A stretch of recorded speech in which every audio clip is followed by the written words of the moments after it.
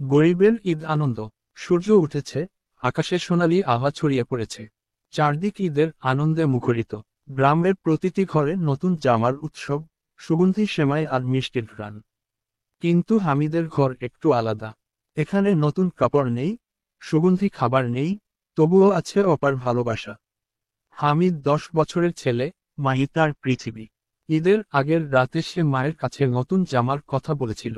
মা শুধু তার মাথায় হাত বুলিয়ে বলেছিলেন, বাবা, ঈদের আসল আনন্দ তো মানুষের মুখে হাসি ফোটানো। আল্লাহ আমাদের হৃদয় ভালোবাসায় ভরে রেখেছেন, এটাই সবচেয়ে দামি উপহার। সকালে উঠে হামিদ দেখে তার বন্ধুরা সবাই নতুন কাপড় পরেছে। কিন্তু সে গায়ে বছরের পুরনো পাঞ্জাবি জামা যত্ন করে ধুয়ে আয়রন করে রেখেছেন। মনটা একটু খারাপ হয়, কিন্তু মায়ের কথাগুলো মনে পড়ে, আসল আনন্দ তো অন্যকে আনন্দ দেওয়া।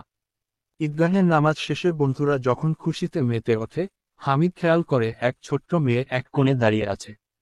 তার চোখে ঈদের খুশি নেই, তার হাতে কোনো মিষ্টি নেই। হামিদ পকেট থেকে একটি মিষ্টি বের করে তার দিকে বাড়িয়ে দেয়। মেয়েটির চোখ আনন্দে চকচক করে ওঠে, সে ছোট্ট হাতে মিষ্টি নেয় আর খিলখিল করে হেসে ওঠে।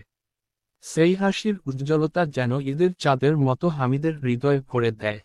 হামিদ সেদিন বুঝতে পারে, ঈদ মানে শুধু নতুন জামা আর মিষ্টি খাওয়া নয়।